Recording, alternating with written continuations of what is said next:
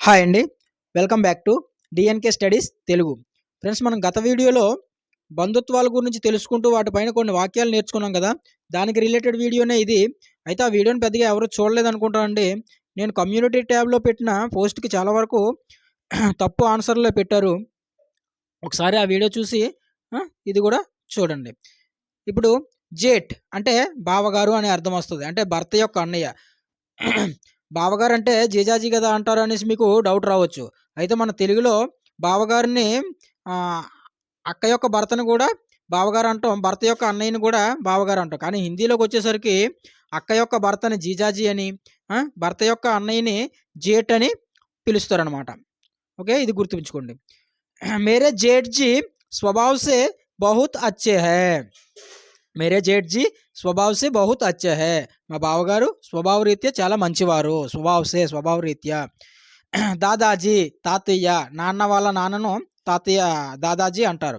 దాదాజీ బినా చస్మేకే, బినా చస్మా అంటే కళ్ళద్దాలు, బినా చస్మేకే కళ్ళద్దాలు లేకుండా, అక్బర్ పడనేకి, అక్బర్ అంటే వార్తాపత్రిక, పడనేకి అంటే చదవటానికి, కోసిస్ కర్ రహే హై ప్రయత్నం చేస్తున్నాడు, కోసిస్ ప్రయత్నం, కర్ రహే హై చేస్తున్నారు.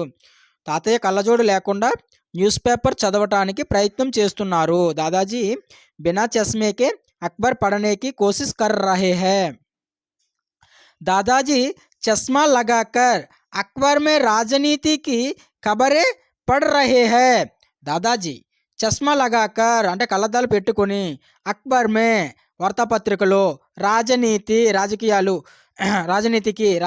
సంబంధించిన అనేసి ఖబరే వార్తలు, రాజకీయాలకు సంబంధించిన వార్తలు, పఢ్ రహే హై చదువుతున్నారు.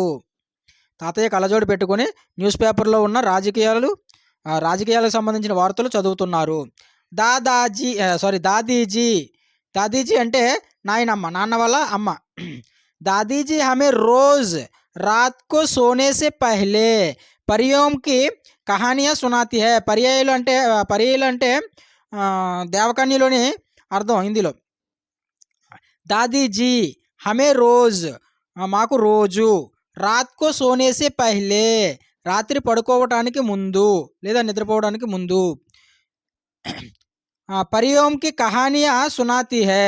పరియోంకి కహాని అంటే కథలో, పర్యాయం అంటే దేవకన్యలు, సునాతి హై వినిపిస్తుంది. నాన్నమ్మ మాకు రోజు రాత్రి పడుకునే ముందు దేవకన్యల కథలు వినిపిస్తుంది. దాదీజీ సర్దియోం మే ఛత్ పర్ బైఠకర్ స్వెటర్ బూండ్ రహీ హై.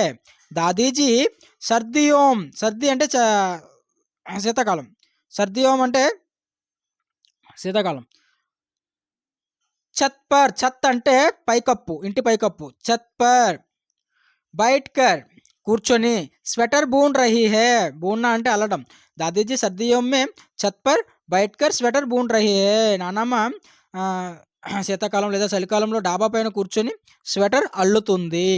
నానాజీ తాతయ్య అంటే అమ్మ వాళ్ళ నాన్న. నానాజీ అంటే అమ్మ వాళ్ళ నాన్న.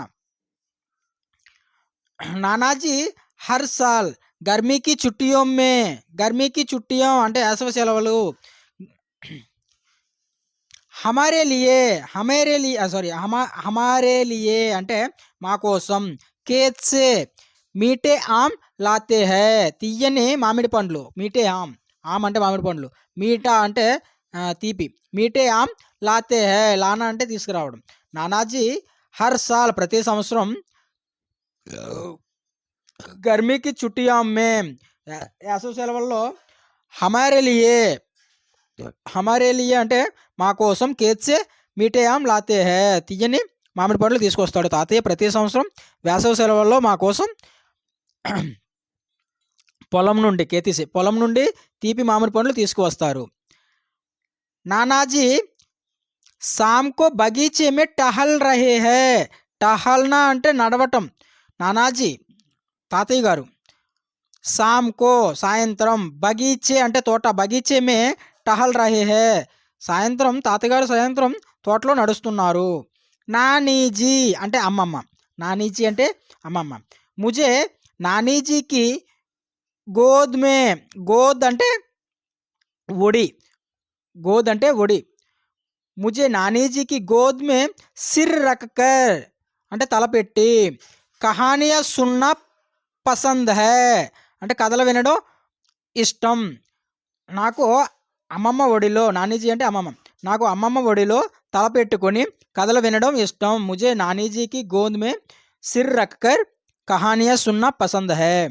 నానీజీ రసోయియో మే, రసోయి అంటే వంటగది, రసోయి అంటే వంటగది. నానీజీ రసోయి మే హమారే లియే మా కోసం గర్మా గర్మ్ వేడివేడిగా, గర్మా గర్మ్ వేడివేడిగా, పూరియా